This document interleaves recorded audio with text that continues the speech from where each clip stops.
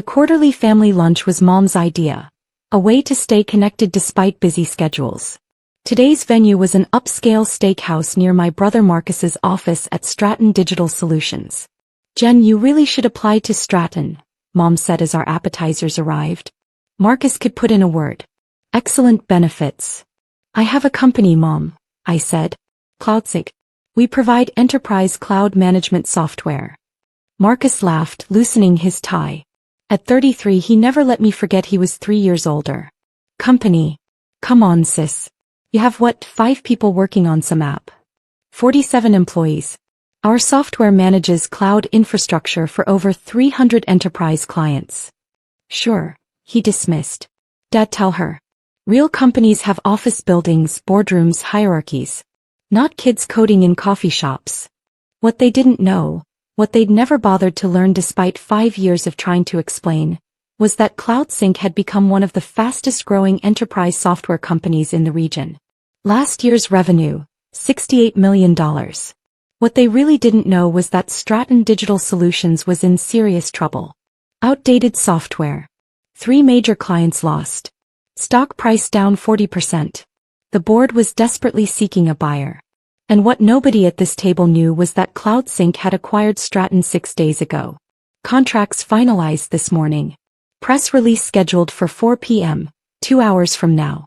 By tomorrow Marcus would work for a company I owned. "Jennifer needs to get serious," Aunt Lisa added from across the table. "He worked in HR at Stratton. Playing entrepreneur is fine in your 20s, but you're 30 now." "CloudSync just signed a partnership with AWS," I said mildly. "That's nice, honey," Mom patted my hand. "Marcus, tell everyone about your promotion." Marcus grinned. "VP of Technology. Youngest VP in Stratton's history if I get it. Announcement next month." There would be no announcement. There would be no independent Stratton next month. The brand would survive as my subsidiary, but everything else was changing. "See, that's a career path," Dad said. "Director to VP to C-suite. That's how you build wealth." "How much does your startup even make?" Marcus smirked. "Real numbers. Last year we cleared $68 million in revenue," I said calmly. "This year we're tracking toward $92 million. Silence. Marcus's smirk faltered. "You're exaggerating," he said finally. "We're a cloud infrastructure platform serving enterprise clients. Average contract value is $200,000 annually. We have 347 active clients. The math isn't complicated." "If that were true, Stratton would know about you," Aunt Lisa said dismissively. "Stratton does know. We beat you for Peterson Manufacturing last quarter. And Midwest Healthcare. And Continental Finance before that." Marcus went red. "Those were strategic decisions. We chose not to pursue those clients. You pursued them. Your bids were rejected because your software couldn't match our capabilities. Peterson's CTO told me directly that Stratton's technology was 5 years behind." "That's not true," Marcus snapped. "It is. Stratton's struggling, Marcus. Everyone in the industry knows. Stock down 40%. 3 major clients lost. Outdated technology stack." "How do you know all this?" Dad demanded. "I track competitors, analyze trends, study financial reports. It's called running a business." My phone buzzed. "My CFO, press release ready. 4 p.m. is planned. All docs finalized." I checked my watch. 2:47 p.m. 1 hour 13 minutes. "You think you're so smart," Marcus said tightly. "You dropped out of corporate to play entrepreneur. Work from home. Don't even have a real office." 3 offices actually. Seattle, Austin, Denver. Plus remote employees across 12 states. I work from home by choice. "If your company was really successful, you'd be in the news," Aunt Lisa said. "People would know about you. We're B2B enterprise software. We don't need consumer recognition. Our clients know us. That's what matters." Mom jumped in. "Both of you have done well in your own ways. Marcus with his established career, Jennifer with her entrepreneurial spirit. Let's order." The conversation shifted to safer topics. But Marcus kept glancing at me, calculating, wondering if my revenue numbers were real.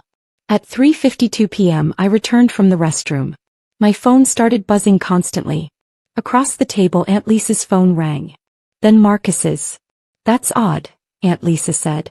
It's our CEO's office. On a Saturday. Marcus checked his phone. Urgent email from corporate communications. What the hell? They opened their messages. I watched their faces carefully.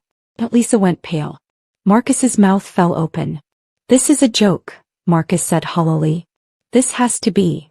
What's wrong? Dad asked. Email from Stratton so, Marcus read slowly. Company-wide announcement. Stratton Digital Solutions has been acquired by. He looked at me shocked. CloudSync Incorporated. The table went silent. That's your company, Mom said confused. Jennifer, what is this? An acquisition. CloudSync bought Stratton Digital Solutions. The deal closed this morning. I signed the final papers before lunch. You bought Stratton? Dad repeated.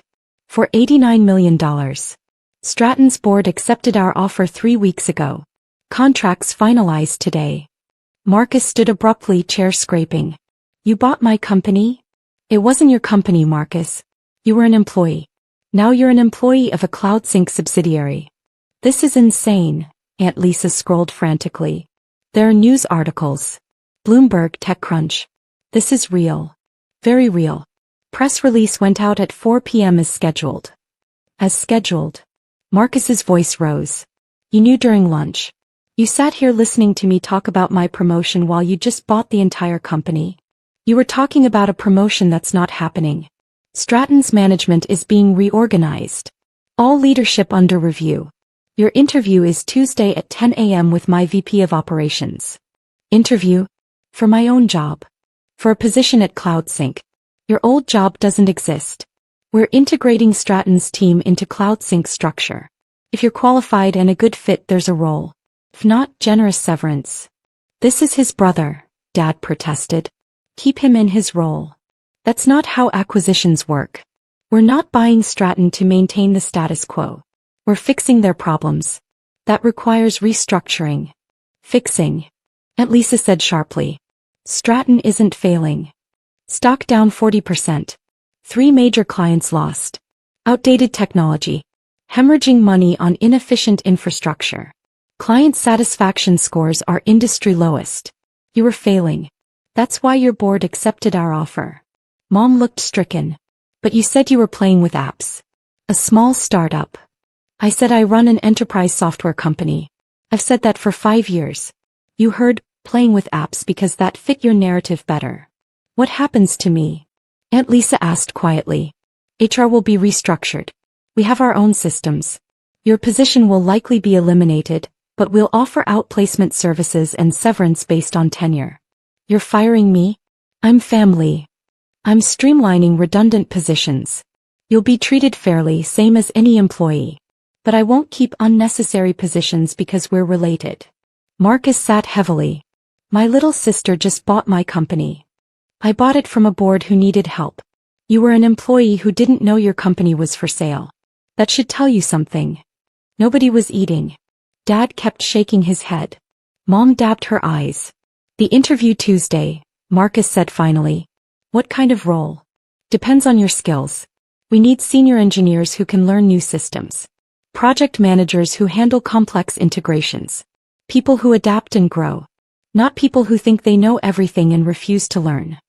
Are you saying I think I know everything? You spent 5 years telling me my work wasn't real while your company collapsed. You mocked my startup while I built something that would buy your employer. Yes, I'm concerned about your ability to adapt. Aunt Lisa stood. I need to go. Call someone. My manager. HR. HR at Stratton can't help anymore. They're transitioning out too. You'll receive an email Monday with severance details.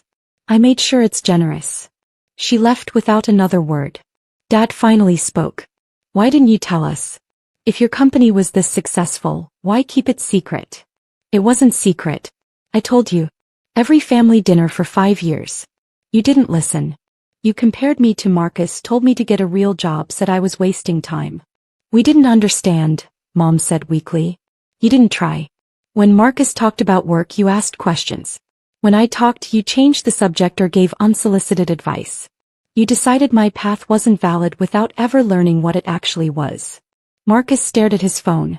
Trade publications call you a rising star. Forbes had you on 30 under 32 years ago. How did we not know? Because you never Googled my company. Never asked to visit my office or meet my team. You were so certain I was unsuccessful that you never bothered to check. What happens now? Marcus asked quietly. You decide if you want to work for CloudSync. Come Tuesday with an open mind. Be honest about your skills and limitations. Show me you can learn. If you can, there's a place for you. And if I can't? We part ways professionally. You'll find another job. You're talented, Marcus. But it won't be the Stratton you knew because that company doesn't exist anymore. I stood. I need to get back. We have integration work ahead. Lunch is on me. I placed $300 on the table. Jennifer, wait, Mom said. Can we talk? Really talk? About your company, everything we missed. I'd like that. But not today. Today I have 200 Stratton employees who are scared, and they deserve my attention. Let's schedule next week. A real conversation where you ask questions and listen. Okay, she said, tears falling.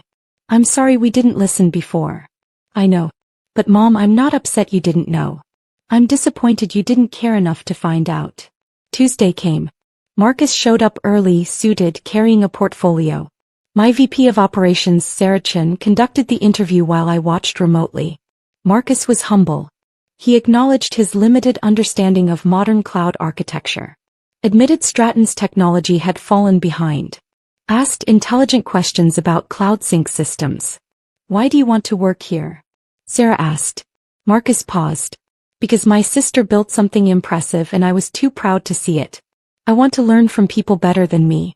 Be part of something actually innovative. After Sarah came to my office. He's salvageable. Needs humility training and serious upskilling, but the raw talent's there.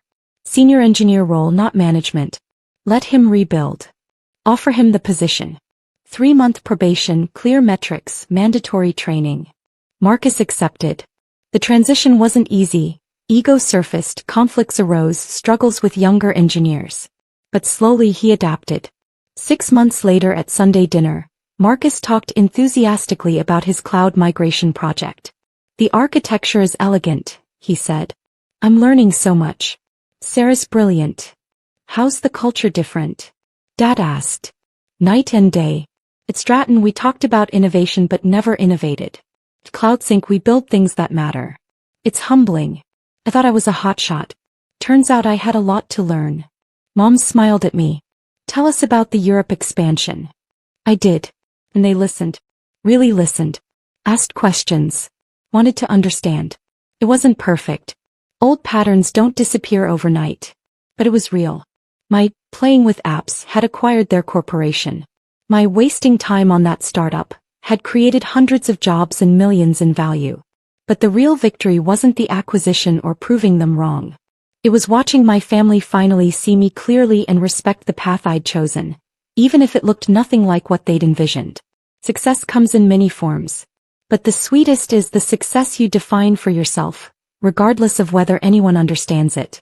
Until the day they have no choice but to understand.